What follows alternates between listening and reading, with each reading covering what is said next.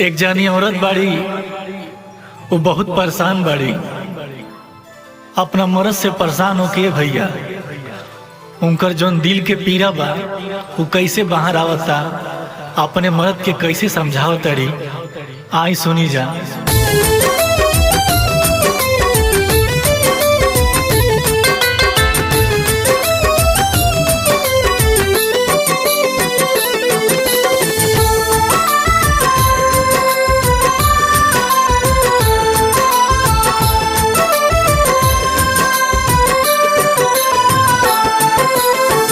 मत पिया कोचिया शराब, राजा होता फेफड़ा खराब हो। पिया मर जाएगा। मत पिया कोचिया शराब, राजा होता फेफड़ा खराब हो। फेफड़ा खराब होता जिंदगी जियान हो। फेफड़ा खराब होता जिंदगी जियान हो। रख दो सिनुरावा के लाज, राजा होता फेफड़ा खराब हो। मत पिया कोचिया शराब, राजा होता फेफड़ा खराब हो। Love this दारू।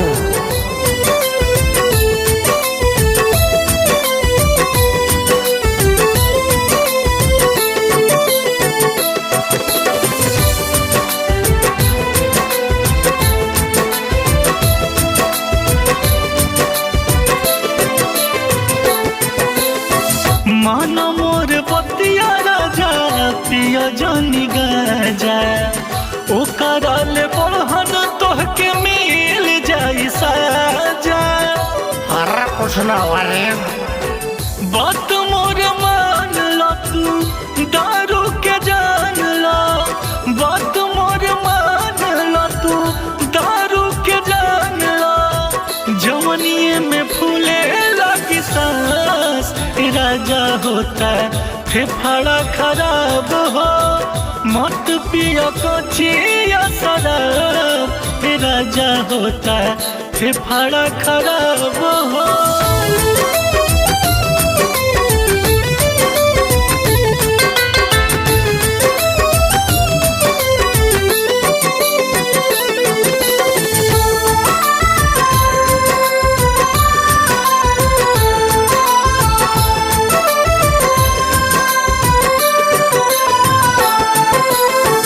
छोड़ के नौकरिया राजा पियलो शराब हो।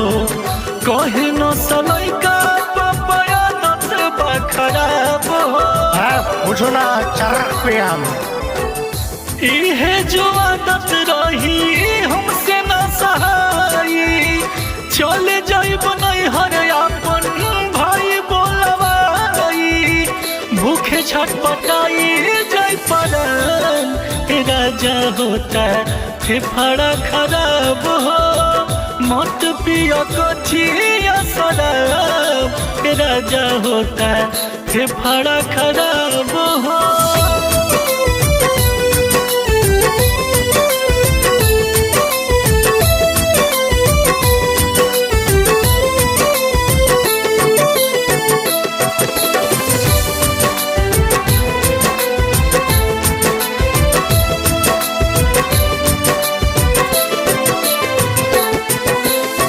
खाली रवाना समेता बहके लमान जी। भाग जाइब दोसरा संगे सुन ली बलम जी। मार का पूछा फाड़ दूंगा। पिया और जून हमार बात ले मानी।